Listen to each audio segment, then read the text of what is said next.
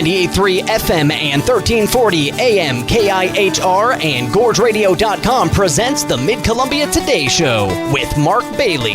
Special thanks to our sponsors, Skyline Hospital, Eastside Paving, and Del Carpine Automotive. Now, here's Mark Bailey. And surprise, surprise, but it is, in fact, Marti Dane in here for this week. Mark Bailey's on vacation doing his annual golf trip and visiting family and friends, because every once in a while you just got to get out there and get off the radio. In the studio today, we have Hood River County School District Superintendent Bill Newton, and our second guest for the day will be White Salmon Mayor Marla Keethler. Looking forward to hearing a little bit more about what's going on in our community from them. But until then, I have to share some of the things from today in history. I think we've got three categories here. I think we've got space news, politics, and war. So for whatever reason, I'm going to start with space, because yesterday was in fact the day that in 1969, Apollo 11 landed on the moon. I'm not sure what time zone we consider the moon in, but somehow today is the day that they blasted off from the moon to go back to dock at the command module. So either Neil Armstrong and Buzz Aldrin stayed the night on the moon, or time zones are a little bit weird and they got to get 2 days for that. So that was today. Also, in 2011, that 30-year-old space shuttle program ended. Atlantis landed at Cape Canaveral, Florida, after the 135th shuttle flight. For whatever reason, today has been designated as Invite an Alien to Live with You Day. I'm not sure what that means, and I don't even think I want to speculate. But sometimes my dog does get a little strange. So, maybe close. On the politics side, in July 21st, 1925, some of you may recall this, and some maybe it's new news, but the so-called monkey trial ended in Dayton, Tennessee. John T. Scopes was found guilty of violating state law for teaching Darwin's theory of evolution. It is designated Take a Monkey to Lunch Day, and I don't think that's a coincidence. But that's just me. That conviction, by the way, was later overturned. And also on the politics side, you might remember this one more than the others because it was in 2024. President Joe Biden dropped his bid for re-election following a disastrous campaign debate with Donald Trump that raised doubts about the Democratic incumbent's fitness for office. We all know that Trump would go on in the fall to defeat Vice President Kamala Harris, who had taken Biden's place in the presidential race. I don't know if this counts as... No, I don't think it's politics. I think this is definitely history of war. In 1944, American forces landed on Guam during World War II, capturing it from the Japanese some 3 weeks later. In 1972... the Irish Republican Army carried out 22 bombings in Belfast, Northern Ireland. They killed 9 people and injured 130 in what became known as Bloody Friday. I might be dating myself on this, but I remember more so Sunday Bloody Sunday because the U2 rock band turned it into a song, because this 22 bombings was after what had happened on Sunday Bloody Sunday. So not an isolated incident. There was a lot of back and forth, as always in these situations. And also on this day in 2008, the former Bosnian Serb leader, Radovan Karadzic, one of the world's top war crimes fugitive, was arrested in a Belgrade suburb by Serbian security forces. He was sentenced by a United Nations court in 2019 to life imprisonment after being convicted of genocide, crimes against humanity, and war crimes. And on that note, it's National Be Someone Day. Maybe there's a moral story there. If you're going to be somebody, be a good one. And then it's also National Junk Food Day. I just don't know how they put these lists together. It baffles my mind, but it gives us something to think about. My favorite junk food is potato chips. What's yours? We'll be right back after this commercial break. Join Aniche Sellers for the 9th Annual Food for All, an evening where community comes together to make a difference. Friday, August 14th, starting at 4:30. Enjoy a celebration of everything local with incredible local food, award-winning wine, live music, and local art. Your support helps benefit Washington Gorge Action Program's Food Bank Network, serving more than 39% of residents across Skamania and Klickitat counties. Gather, give back, and celebrate local. Get your tickets now through the banner at wagap.org. Don't miss Food for All at Aniche Sellers. Hi, I'm Tennille with Atlas Solutions. You know what QuickBooks has never done? Laughed at your jokes. Or asked you how business or harvest is going, or stopped by your office to help solve a problem. Software has its place, but when it comes to bookkeeping and payroll, nothing beats a real local person who actually knows your business. As a fourth-generation Gorge resident, I love helping our small businesses and farms succeed. In fact, we were voted Best Tax Service in the Gorge. So let us at Atlas Solutions do the heavy lifting for you. Mid-Columbia Today is a public affairs program of Bicoastal Media Columbia River, 98.3 FM and 1340 AM KIHR and GorgeRadio.com. Now, back to Mark Bailey. And we are back. I have in the studio Hood River County School District Superintendent Bill Newton. Good morning, Bill. Good morning, Marty. It's good to see you. Likewise. I am often a little bit surprised that Mark looks at the calendar and he's like, okay, I got to figure out when my vacation's going to be and when it's going to be and when it's going to be. And it's for the past 3 years, I think. Yeah. It's been the same week of the month. Mm-hmm. And so I saw you last summer. Exactly. Familiar face. So I imagine a lot has happened since then. Yeah. But more importantly to our listeners, what is going on at the school district this summer and maybe next year? Sure. What's happening? All right. So to start with, we do have summer school going on right now. And so we have two schools that are supporting that effort. We have at Mid-Valley Elementary. We are supporting a little over, I want to say over 220 kindergarten through 6th grade students that have been, this is their third and final week for summer school. And then we also have 7th through 12th grade students who are participating in summer school up at the high school. And we have around 200 students that are participating there. And so we have that going on. And then in August, we'll actually have what we call Jumpstart Kindergarten.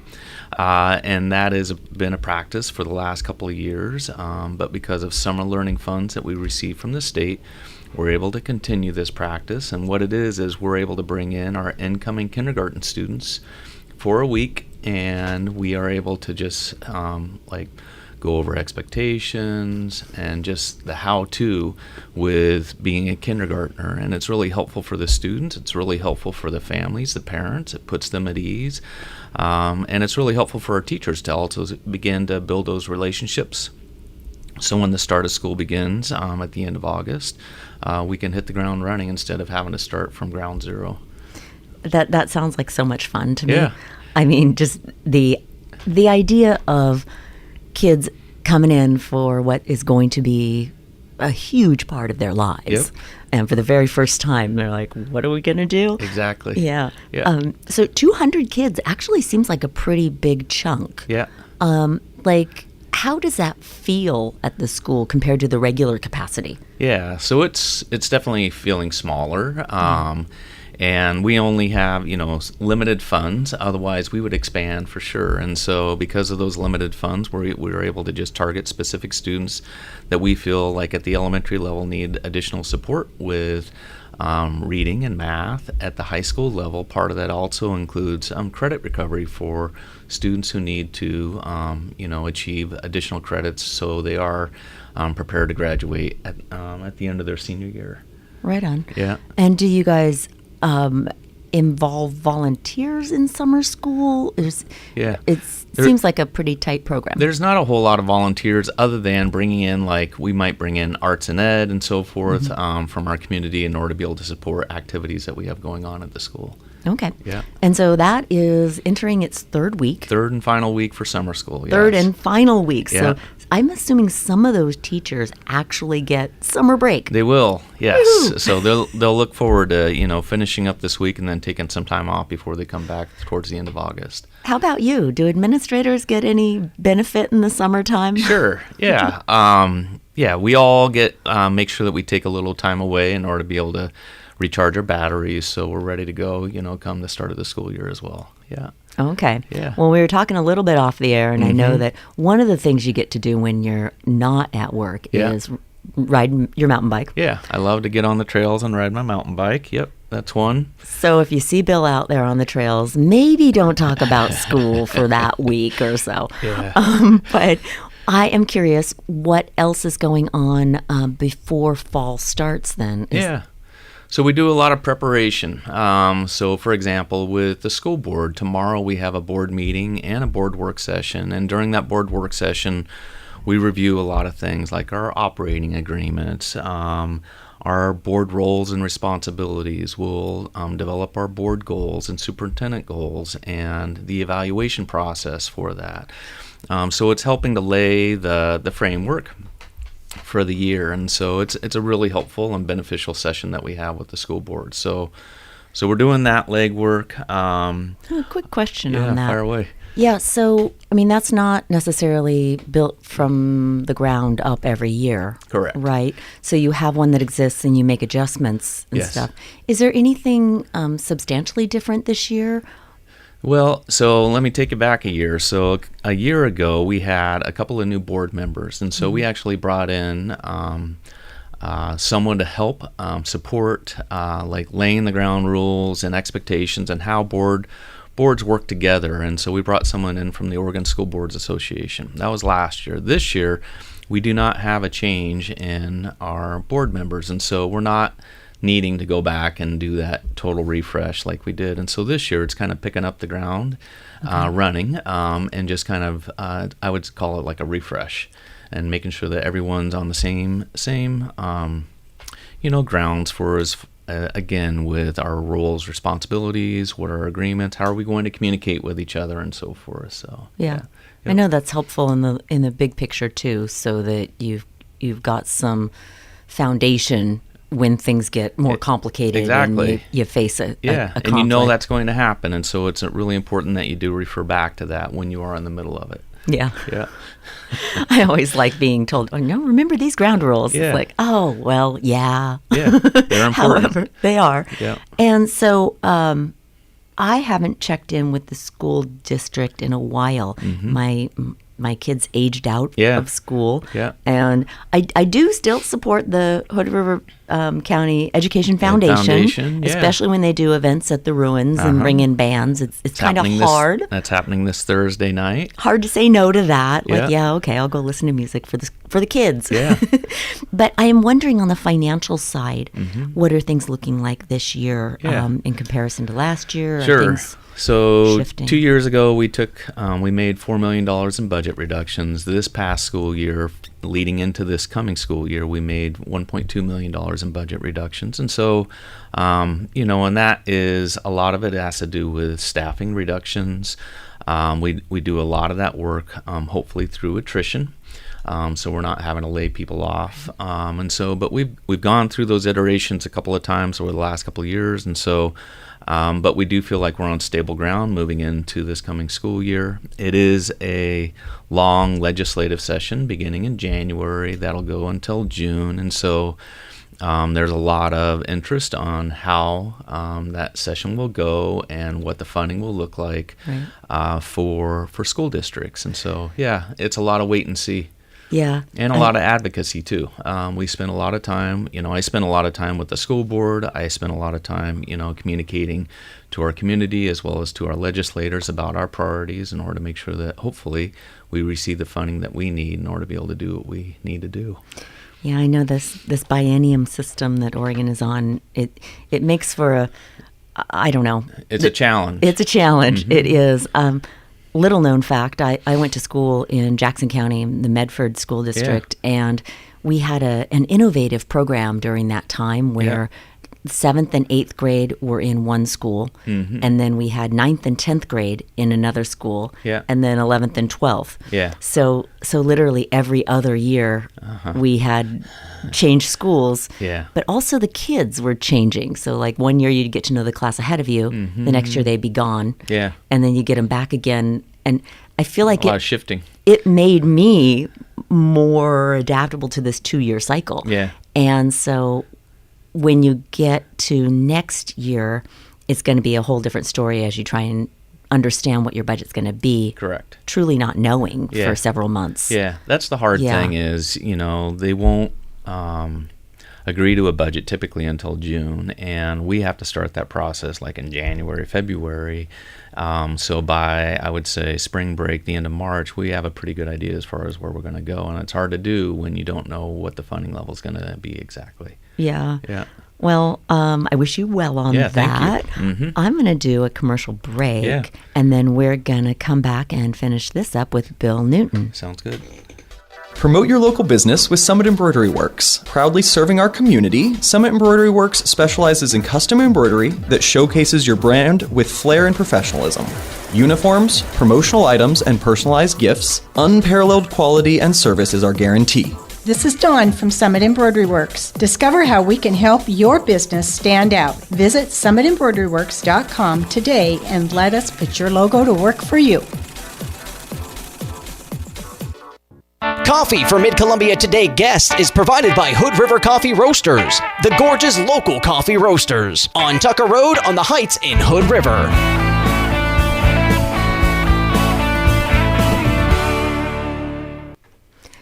And we're back in the studio with Bill Newton, the Hood River County School District Superintendent. We were just talking a little bit about budget and how, the second year of a biennium from some aspects is a little more predictable than the first year, but there are other elements to that. So how are things going financially? Yeah, we're on pretty stable ground as a district. One of the things that we're really fortunate in Hood River County, we have passed a levy for multiple iterations, and it's roughly $4 million that we're able to allocate into our schools that helps decrease class size, and helps us avoid some of the budget reductions that we're seeing throughout the state and some pretty drastic ways. So we're fortunate in that regard. That's rather nice. So it is really nice.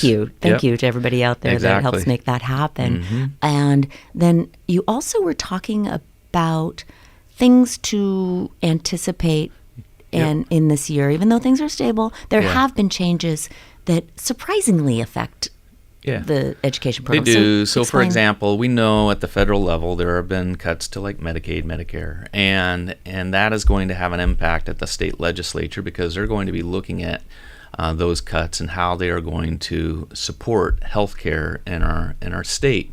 And that has a trickle-down effect with education because whatever money goes towards like healthcare in the legislative session means less money for other things. And so it is something that we need to be aware of. So as we go into this legislative session, that we are again advocating for the needs that education has in our school district and state. So when do you anticipate knowing? I mean, I know it's unpredictable, but at the same time, a little bit more than we do. You'd like to think by March of 2027 that we have a pretty good idea where the legislature is going. Again, they won't typically vote on a budget until June, but we like to at least have an idea by March as far as where we're going and what we need to anticipate. Okay. How are the student counts looking? Yeah. We continue to have declining enrollment, just like what you're seeing throughout the state and nation, and a lot of that has to do with declining birth rates, and it impacts us definitely because for every student, we receive roughly over $12,000 in ADM, and so it has an impact. And then on top of that, we know in Hood River County, affordable housing is an issue, and so it's hard for new families to move into Hood River, which also has an impact on our enrollment. Yeah, I can't help but just as a person driving around, walking around the town, the Mariposa Village development. We're really curious to see, what that does with, new families moving in and what have you. Will that impact Westside Elementary? Will it impact Hood River Middle School and so forth? So we're curious to see what that looks like. So that's going to be, it'll be in the West this Side fall, yeah. region, or those kids will go to West Side School. Yeah. Yeah. It's not a boring job. No, there's always plenty to keep yourself busy. Yeah, for sure. Yeah, it's a good job, though. Yeah. Yeah. I got to say, I know you have kids. Yep. I've got kids. I mentioned, it's harder to keep track of what's going on at the school when your kids are no longer there daily. Your kids are aged out. They have. At this point. Yeah. Graduates, though, of HRV. Right on. Yeah. I'm like class of 23. Yeah. I still have my favorite lawn sign. Yep. I love that program. I so you do get too. to see where the kids are. And yeah. Are yours in the region still? Did they move out of state? No, they're all still around. So one is living in Bend, soon to be living in Portland. One is living actually here in Hood River and looking to enroll in nursing school. And then I have another one that is a fishing guide. And so she travels all over the place in order to be able to do that, currently up in Alaska. So, yeah. Oh, man. Yeah. Yeah, now that's kind of a fun collection of things to do. Yes. A fishing guide. Uh-huh. So where is she? She is up in out of King Salmon, Alaska right now. So she'll be up there through October. Wow. Well, it's nice to know that you can gain that perspective of the different things that are important to kids as they get out of school, and maybe that feeds back into your day, or maybe it just helps you to be happy about the work that's being done. Oh, for sure, no doubt. It's always fun talking with you. Likewise, Marty. I might see you again next year. Yeah, I look forward to it. And in the meantime, thank you to Bill Newton for being here today. And Cameron is going to be back with the news in just a moment. Mid-Columbia Today at 8:29. Hi, this is Cameron. I'm going to read the news before the break. Don't worry about it, Marty. Checking in the news, a federal appeals court has upheld Hood River's short-term rental ordinance, ruling that the city regulations do not unlawfully discriminate against out-of-state property owners. In a unanimous decision, a 3-judge panel of the 9th U.S. Circuit Court of Appeals found the ordinance, which requires short-term rental properties to be occupied as a primary residence by the owner or long-term local tenant, applies equally to both local and out-of-state owners and does not place a significant burden on interstate commerce.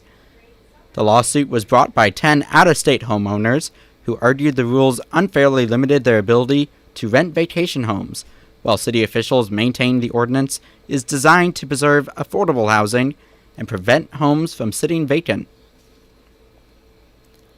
A Multnomah County jury has awarded a Portland renter more than $32,000 after finding his landlord illegally retaliated against him in violation of Oregon law.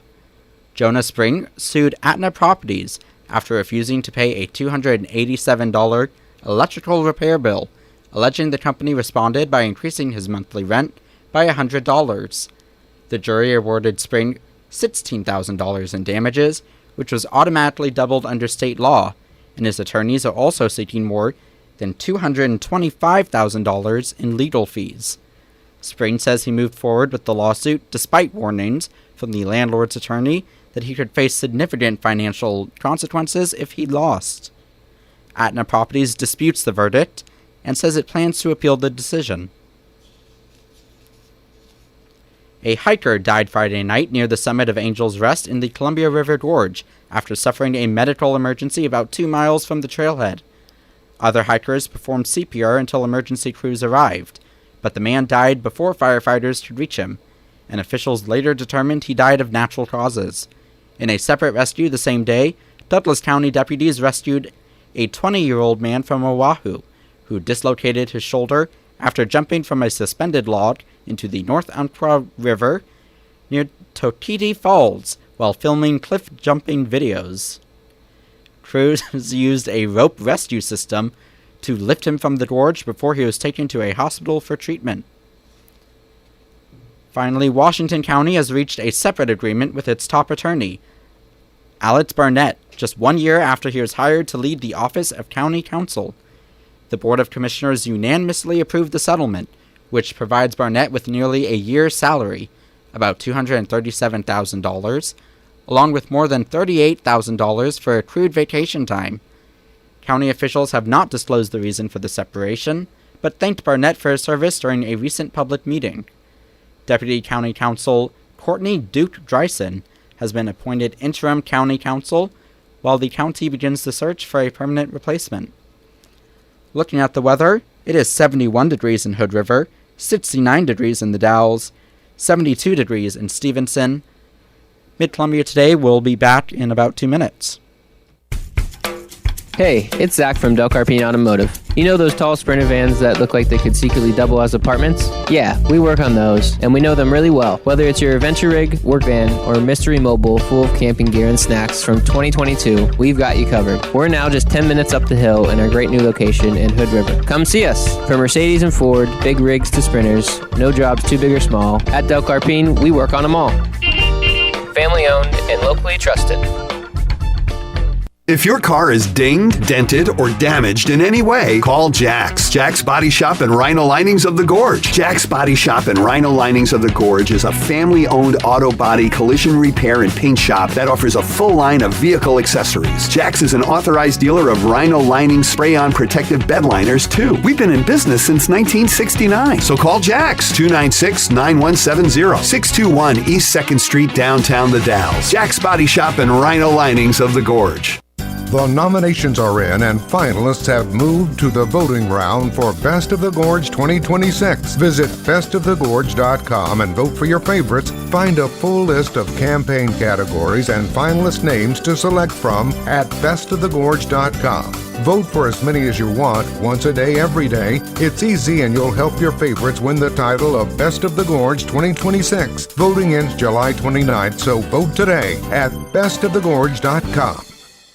Mid-Columbia Today is a public affairs program of Bicoastal Media Columbia River, 98.3 FM and 1340 AM KIHR and GorgeRadio.com. Now, back to Mark Bailey. And welcome back to Mid-Columbia Today. This is Marti Dane, and I have White Salmon Mayor Marla Keethler on the phone. Good morning, Marla.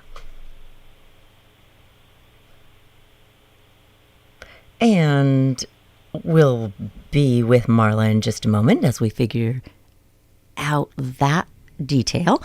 Meanwhile, some of you may have been listening yesterday. We had Port of Hood River Executive Director Kevin Greenwood in the studio. He was talking about the Amazon deadline, and that deadline was midnight last night, 11:59, that Amazon needed to submit their proposal to close on the property. And it turns out that they did not submit that. So if you haven't heard already, Amazon did not present a notice to close. So that means that transaction has officially expired. And from what Kevin was talking about yesterday, the next step for the port would be to take the procedures necessary to put that property back on the market, and it will be up for sale again. So again, Amazon did not present their notice to close, so the transaction has expired. I do think this time we have on the phone Mayor of White Salmon, Marla Keethler. Good morning, Marla. Good morning, Marty. Sorry about that, but I am here. I believe you. It's one of those things where you just wait for the dramatic pause, and now you're here. Exactly.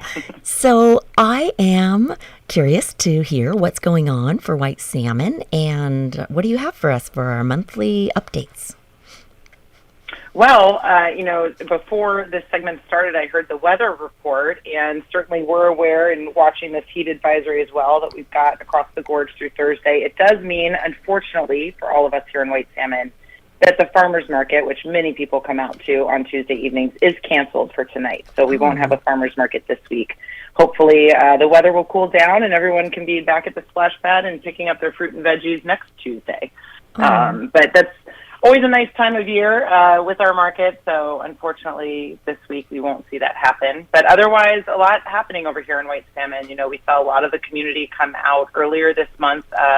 Our planning commission had an application that they were reviewing. It would be for a new business in our commercially zoned part of town, right across actually from Rhine Garden Park. And we heard a lot of input from the community, which is what we want. And so certainly there's two processes there. One is very much the legal component where we've got our existing city code, and when someone's asking to do something, we must evaluate it based on that. The application actually at the time had been denied by staff, and the applicant requested more time to resolve some of those findings that had caused the denial. So we expect that they likely will come back before our planning commission, and that public hearing that had been scheduled will happen at that future date.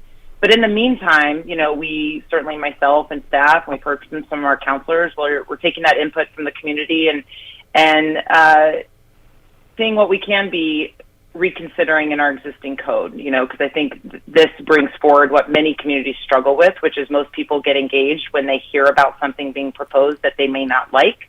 But the best time to get engaged is before anything has been proposed. And so we want to make sure that two tracks are maintained. One, that we review fairly and objectively any new application coming in against the code that's in place, and that's the one we have today. But certainly that second lane, which is about being more engaged and active in the community and considering what kind of code would actually realize the type of community that we know the residents envision. So I think the positive there is that there's plenty that council can work on. And hopefully we'll see some code changes come forward. And again, I think this application will come back at a future date. When it does, it'll get evaluated. Absolutely, a lot going on. And I mean, that what you mentioned about how people get involved when something comes up that they don't like versus the other times, I think that's just inherent in our human nature. Like something sparks your attention, and yes. and yet at the same time, I know as well as you do that those policies are what we rely on in the end for making those decisions. You'd like to be able to respond to people's feelings and opinions about things, but you really do have to make sure it's fair and objective. Otherwise, you get tangled up in those long-term legal battles and things that are not only expensive and long, but they're also really not very rewarding for the city as far as making things happen. Do you have opportunities for people to get involved on those kinds of committees, or what's the best way for people to give you input in general? That's a great question. And, you know, teeing it up, I love the way you touched on that aspect of rewarding and how can being, once you participate in a process, feel like it was worth your time. Mm-hmm. And so, you know, right now what we're looking at is a lot of these comments also affirm the comprehensive plan that our council adopted. And so we have brought forward some ideas about code changes that seem to be more in keeping with where we've already gotten input, and, you know, it was public surveys that informed that comprehensive plan that does kind of charge us with how do we maintain and protect the vitality of this town and some of that village type character that exists and that we want to maintain. In terms of how people can get involved, you know, we do have committees, and all of them now have appointments that can be given to residents in town. Issues like this, where it's about zoning, that will move through a process that is structured to our planning commission and then our city council. Anything that does come forward, some of those new code changes, would also have a public hearing. And absolutely, those are a good time for these same kind of comments that came up specific to this application to be heard in that kind of a forum, where it is really about making sure that a code change that informs the future development is supported by the community. So I would definitely encourage people to we already know people are getting our updates about upcoming hearings, but pay attention because that kind of a proposed change would move through the same process. And if people wanted to get involved on a committee, our city operations committee, they often are touching a lot of the work related to infrastructure and how we're building this town to last. And then our community development committee, which sometimes intersects with these types of elements. So as I said, planning commission is really the one that has very much a set in our code process of reviewing any type of recommendation first regarding zoning or changes, which is what this would be if we were to think about what kind of uses do we allow outright in our commercial zone. Okay. I hope I'm not throwing Mark Bailey under the bus on this one, so forgive me if this is an outdated note. We won't tell him. He's on vacation. He did tell me the one rule is don't lose the license. So, he didn't, anyway. There's a note that says there's an upcoming land use public hearing on a commercial use permit for a new convenience store on Main Street. Is that the one you've just been talking about, or is there another one coming? It is. Yes, no, that is the one. So it's a date to be determined, and it is upcoming because its originally scheduled date was requested to be pushed out by the applicant. And all of that really unfolded the afternoon of that hearing. So the unfortunate thing is that many people did show up for the hearing because through that day it was intending to move forward as planned. But an applicant does have the right to request for a hearing to be moved out, especially when it's the first time that they're coming forward. And so we take that also as a good sign. Certainly we want to work with all of our businesses in town. And so I do think that even though our code, certainly we follow the code as outlined, but it does not mean that there's still not opportunity for active engagement and collaboration with any developer about making sure that what comes into our community feels like a fit that they envision, but also that the community is envisioning. Right on. So you saved Mark. Thank you. And then yes. The second topic he had listed here was that there are some funding opportunities for street improvements. Now, what are those looking like? Yes, so we pursue outside funding because I think to anyone that lives in our city and has been following city government, it's probably no surprise that we struggle to find the funding to self-fund our street improvements, which are woefully needed. So every year, the state opens up some funding through its Transportation Improvement Board, and we are seeking grant funding for two projects. One we submitted last year, and it was denied, and that's to repave Church Street, which is one of our streets in town, goes right across alongside our fire hall. It's where our council chambers are, but it connects down to Jewett. And then our other one is Jewett. And so this is actually a state-owned highway, it's State Route 141. And for many years, this has been slated as a repaving project under WashDOT because they are the owner of the street. So what we are looking to do here is not take on that work. That is too significant a price tag for the city to pursue even through these types of grant funding. But we're hoping that we can help move it along. And how we would do that is proposing in this application to do some of the improvements outside of the street. And that's about how we move pedestrians and bicyclists. So improvements to the crosswalks and the sidewalks and the lighting downtown, which, in recent years we've had a really engaged business community, our Downtown Business Alliance, and they've expressed a desire to be able to have improved lighting. Right now we don't have outlets, and so you'll notice that our holiday decorations in town don't light up the light poles. So it seems small, but there's other reasons there in terms of just modernizing the electrical wiring to those light posts. And these are all the types of elements that we could pursue funding through the TIB Complete Streets program. And so if we were to receive that award, it means we could reduce the price tag of the project cost that WashDOT is still needing to seek and secure funding for from the state. That's a lot going on. It is. It feels like a lot. And actually, our council will meet tomorrow to review both of those applications and hopefully give us authorization to submit them, because while a majority would be grant funded, there would be a match component where the city would contribute some of the costs. Yeah, I imagine that's like anything. That is a process that if you're going to repave Jewett Street, it's going to have immense ripple effects. And so people will have plenty of warning and plenty of time to get prepared for it. But at the same time, you just got to take care of those fundamental things. And So I wish you luck in that. We also have... thank you. Yes. We also have a new e-bike program and various creativity and parts to that. Do you want to share how that's going to work? Yes. So we pursued this e-bike loan library in partnership with Bingen last year, and we were very excited to receive the award and move this project forward in partnership with Force. And so what this will be for our communities is the opportunity to actually rent an e-bike long-term. The goal here is that we're actually giving people enough time to bring an e-bike into their daily habit of how they travel and move between our communities or within them.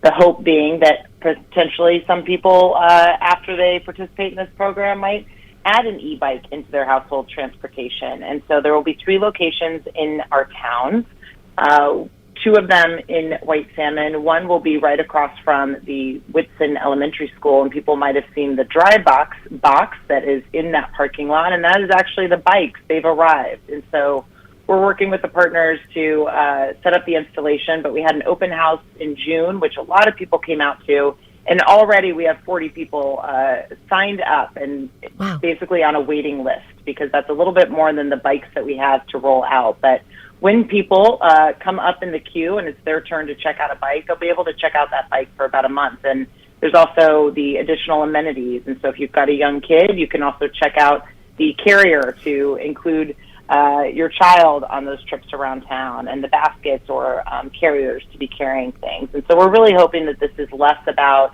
the type of program which you see in the Gorge, since we draw a lot of tourism where you're just renting an e-bike to maybe take an afternoon bike ride on a certain path. This is really about focusing it towards our residents and giving them an opportunity to have a bike to try out for a month and see, if that becomes a shift that they like in terms of how they go to the grocery store or pick up their mail at the post office. It's amazing. I mean, I love this concept of a lending library for different kinds of items, because we all have a history with libraries, and you get a book, you get to enjoy it for a while, but it does need to go back because somebody else gets a chance. And it's not a rental bike. It's not even one of those where you check it in and it gets charged and then somebody else comes and takes it for an hour, but rather try it out, see how it feels. It goes along well with what you mentioned earlier about the village concept. Yeah, that's true. Yeah. That's a good point. And yeah, so those 3 locations, there's the one I mentioned across from Whitson Elementary. The other one in White Salmon is up by Skyline Hospital in Rhine Village. And then in Bingen, it'll be down at Dalvin Speck Park. And I know I mentioned some of those extra features that you can also check out from the library, but it also includes the staples. So a helmet, a lock, safety gear. We're really trying to remove all the barriers. We've been doing a lot of outreach in Spanish as well, hoping that this reaches all of our residents and that we see a variety of people having that opportunity, as you said, to check it out, keep it for a while, and then return it so somebody else can try it. Yeah. I have, I've been doing the e-bike thing for a while, and, I live on the Oregon side of the river. However, one of the biggest challenges I've found with this is having a lock, having all the things that I need, but having a hard time finding a place to lock it up. And some businesses, some areas of town have been really good about that, but there are also others that the only thing that might be nearby is a street sign or, something that you don't necessarily, are you allowed to lock it up there? So just for people out there thinking about it, try and figure out where you're going to lock your bike and do it in a safe spot. And I have been asking you a lot of questions. What would you like to wrap this up with? Is there anything else you want to share with the folks before we end today? Oh, gosh. Well, I'll try to keep myself limited. Yeah, just for a minute, usually, 1 minute. Open up a question to any of us elected people. Yes, but I will say, we saw a lot of storms this spring, and I bring it up because it's a window into some of the surprises that typically will happen in a smaller, large town, which is we had a significant storm event in the spring, and for our residents that live on Scenic and Skagit, they've been dealing with it still. Basically, the water had gone under the pavement. It had infiltrated there and washed out that subgrade, which cause that pipeline and ditch to settle and then break the pipe. And so this is a significant fix that will be required, likely a cost of around $2 million. And so we're pursuing some emergency grant funding from the state. But I say it because these are those curveballs that we navigate, where this was not something that we were planning to have to take on and fund. Certainly we've got insurance, and again, like I said, we're hopeful that we'll see some grant money come in. But absent those things, these are the types of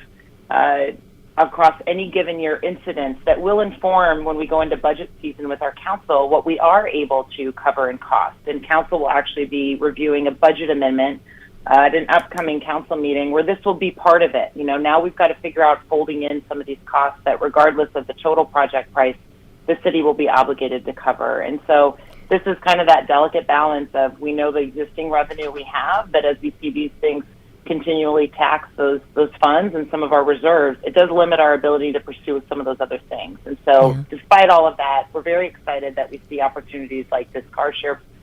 We have a car share, but the e-bike program and the other ways that we try to bring forward some resources and amenities to the community happening, even while we deal with some of these surprises that aren't necessarily the fun thing to talk about, but certainly do constrain us in other ways.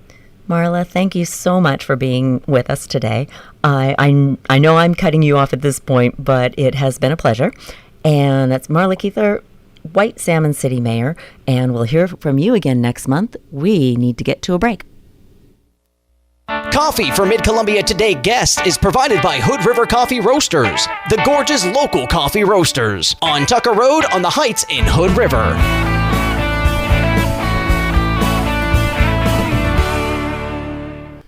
And we're back to wrap up the show. We've had information from Hood River County School District and from City of White Salmon.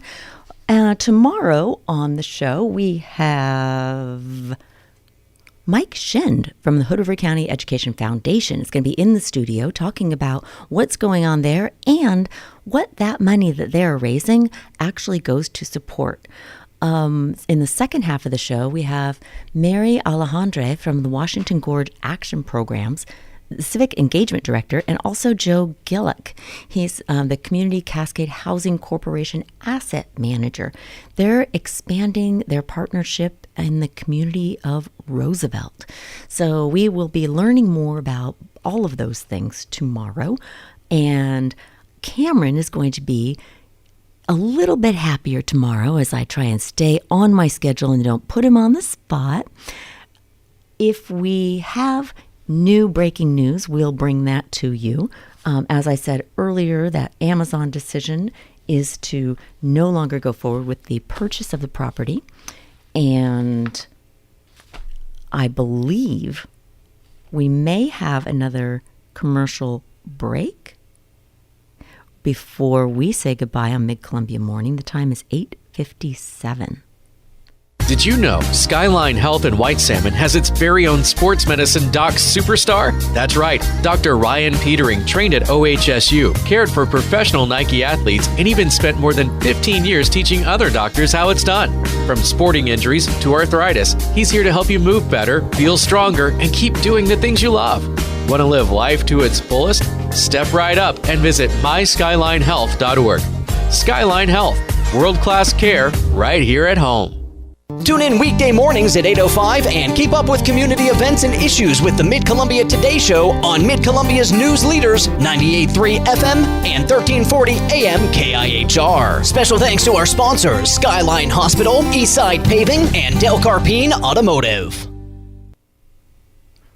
And we're back for just a couple of minutes. One of those things I want to remind you about is that tomorrow is Wednesday. It's going to be a hot one.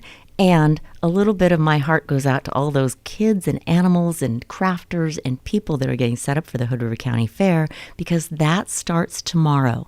So support them, make sure they feel the appreciation in the community, and take care of yourself out there. Don't get too overworked. Drink lots of water. And because today is National Junk Food Day, is that what we called it? Yes, actually National Junk Food Day. make sure that you include some water and some oranges and some things that are supposed to be in their diet. All that goofiness, and I hope we'll see you or hear from you tomorrow. This is Marti Dane and Cameron Eisenberg with Mid-Columbia Today.